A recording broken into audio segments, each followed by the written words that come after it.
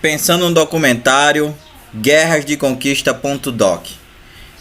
Essa aula foi pensada no sentido da gente refletir um pouco sobre as questões relacionadas ao que nós estamos chamando de decolonialismo, ou seja, a construção de uma narrativa relacionada à construção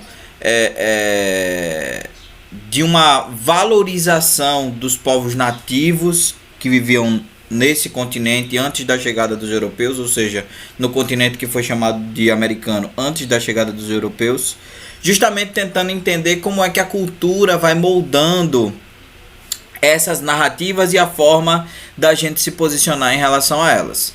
Então, a primeira coisa que a gente tem que pensar quando a gente vai analisar ou vai tentar compreender um documentário é o que esse documentário de fato ele é, né? Então, o documentário, primeiro, né, a gente está trabalhando as guerras de colonização, né, que é o Guerras de Conquista, na verdade, que é o primeiro episódio de uma série documental chamada Guerras do Brasil.doc. Esse documentário, esses documentários, na verdade, eles foram organizados, eles foram roteirizados pelo Luiz Bolognesi. O Luiz Bolognesi é um produtor, roteirista e diretor brasileiro. Para quem não sabe, ele é o diretor, produtor e roteirista do filme Bicho de Sete Cabeças, que é um filme muito premiado no cenário nacional, inclusive estreado com o Rodrigo Santoro. Esses documentários eles foram produzidos para o canal Curta em 2019. Esse canal é basicamente um canal que é só documental, ele é um canal da TV fechada, que basicamente mostra documentários que tem esse formato, né, em torno de 20, 30, 40 minutos, e que são documentários produzidos tanto com financiamento particular quanto por financiamento público. O Guerras do Brasil.doc ele tem um incentivo da Ancine, né, que é a Associação Nacional de Cinema Brasileira, e ele tem parte dos recursos utilizados financiados pela Ancine. Atualmente o Guerras do Brasil.doc ele está disponível na Netflix, né, no Brasil, e pode ser acessado aí por quem é assinante. Para aquelas pessoas que não são assinantes, esses documentários eles já circulam na internet. Então, por exemplo, é possível ver o Guerras de Conquista, que é o documentário que a gente está utilizando, no YouTube. Então, já existe esse documentário circulando no YouTube.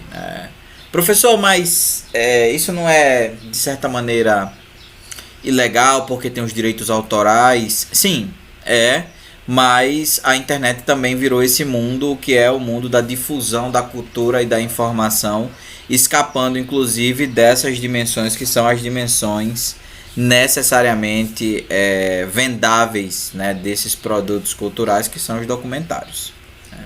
Então, o Guerras do Brasil.doc, né, mais precisamente o episódio que a gente está tratando, que é o Guerras de Conquista, né, ele traz algumas ideias. Né? A primeira ideia que ele traz é que o Brasil ele é uma invenção. O que isso quer dizer? Quer dizer que antes que quem inventa o Brasil, né, quem inventa a ideia de Brasil, a ideia de um recorte espacial chamado Brasil, são os portugueses. E eles fazem isso construindo o que o Krenak, que é o interlocutor dessa parte, vai chamar da criação de um mito fundador. E que mito fundador é esse?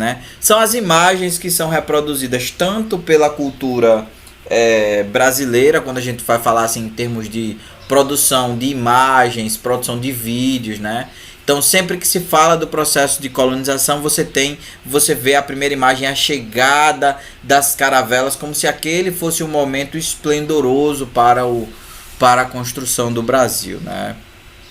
O outro elemento que surge como mito fundador está aí nessa imagem, que é a ideia da primeira missa, e ali os povos nativos como se fossem amigáveis, como se estivessem favoráveis a esse processo que seria a colonização. Lembrando que na última aula nós apresentamos a ideia de que os povos nativos, na verdade, muitos deles, principalmente na questão do território que se transformou no Brasil, né, eles foram enganados, né? Isso também aconteceu na América Espanhola. Havia muito disso, haviam grupos que de fato colaboravam com a colonização, mas também haviam grupos que eram contrários a esse processo, porque esse processo na verdade implicava na destruição das culturas que eles possuíam. Então, para o Krenak, né, que é o interlocutor, o Ayrton Krenak, dessa parte do documentário, não existe um evento fundador. Então, não existe um momento em que se diz assim, a partir de agora isso aqui é o Brasil. Não existe isso. O que é que se tem? Vai se contando uma série de narrativas, né, em relação ao que foi esse processo da chegada dos portugueses, inclusive dos próprios portugueses se enaltecendo como construtores de uma cristandade do outro lado do oceano. Lembrando que os portugueses acreditavam que estavam numa cruzada, né? Então, para eles, a ideia é que aquilo era uma forma de expandir a fé católica, né? E que os povos nativos eram os povos a serem alcançados, pelo menos inicialmente, né? Depois esses povos vão sendo apresentados como inimigos do processo de colonização e por isso passíveis de eliminação, passíveis de escravidão. Então, quando nós falamos desse processo, nós estamos falando justamente dessas imagens que vão sendo apresentadas como imagens relacionadas à construção do mito fundador, a construção de um mito de origem, né?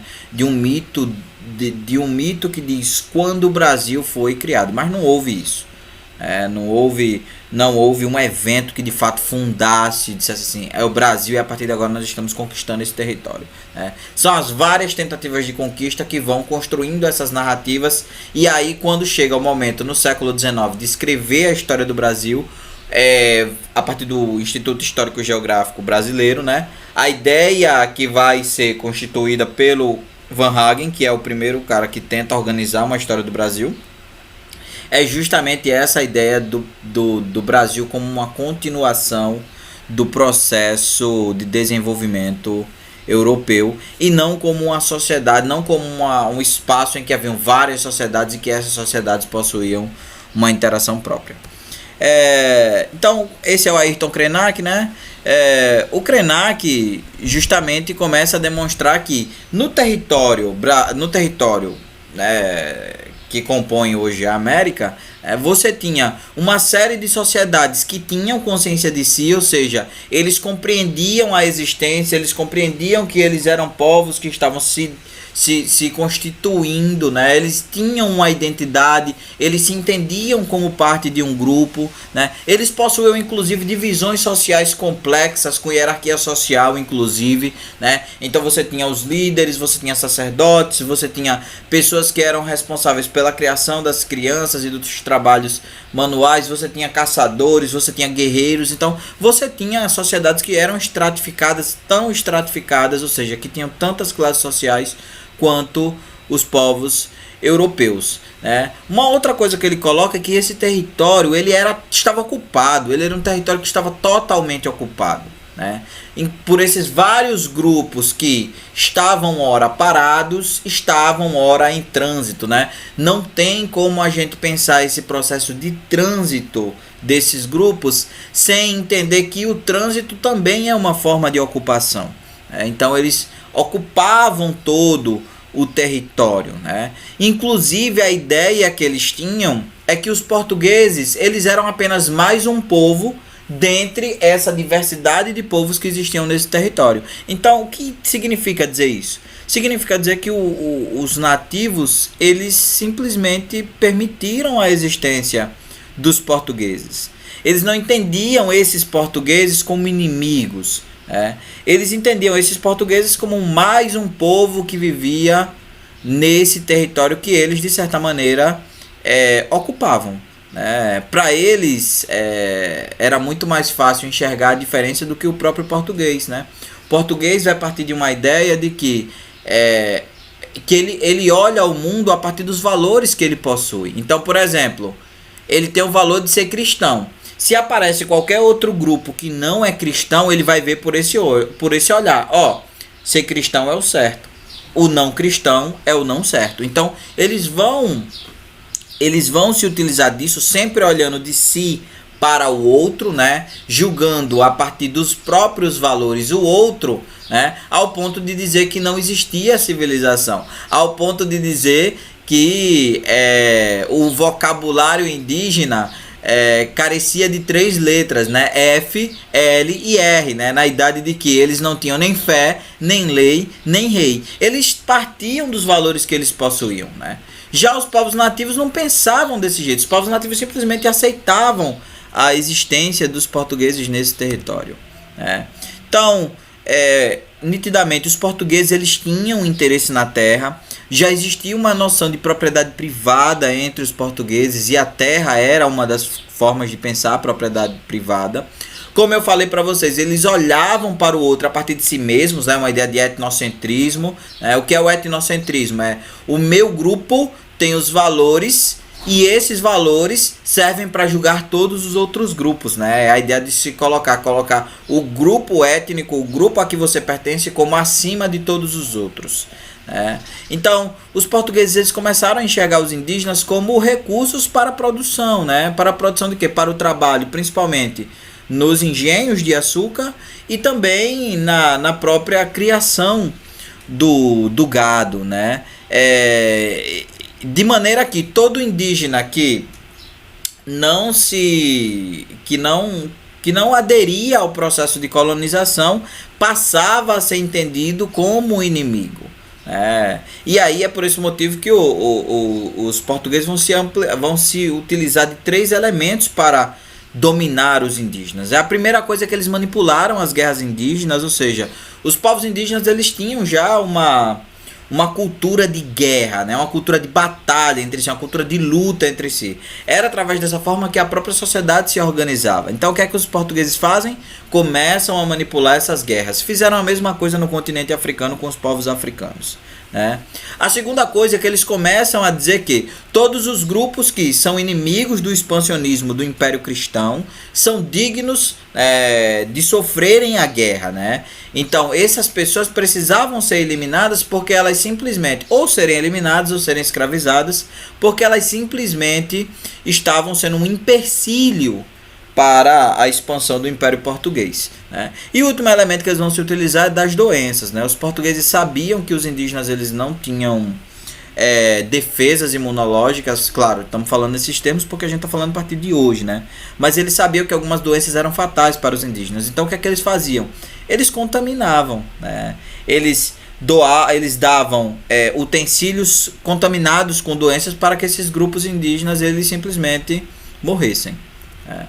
E aí a ideia principal é que a guerra nunca acabou, né? Os povos nativos, os povos indígenas, né? Os povos autóctones, até hoje no Brasil, lutam pela necessidade, né? Pela proteção. Justamente por quê? Porque existe uma série de conflitos que são motivados pela expansão do capitalismo, né? Toda vez que você tem um novo ciclo, um novo ciclo econômico, esse ciclo econômico geralmente tenta explorar essas terras originárias, essas terras pertencentes aos povos originários, justamente porque são terras que ainda não foram exploradas. São terras em que eles não se utilizam da mesma forma que o mundo capitalista se utiliza, né? Para além disso, existe toda uma crítica em torno da ideia da manutenção dos preconceitos, né, e divisões da história que ignoram a violência dos eventos, né, dos colonizadores, enaltecendo a figura do homem branco.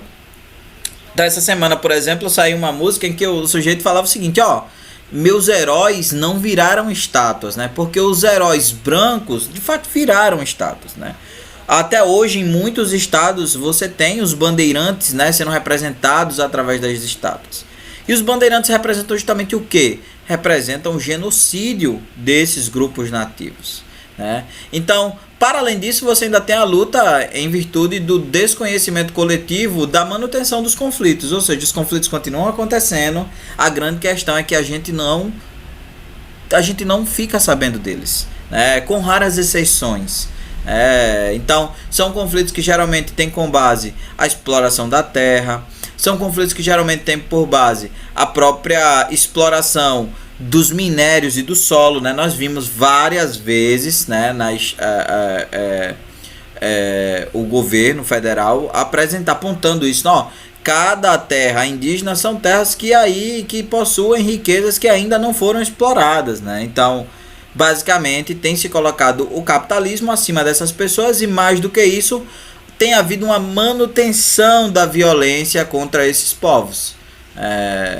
Principalmente através da manutenção de uma caricaturização do que são esses grupos.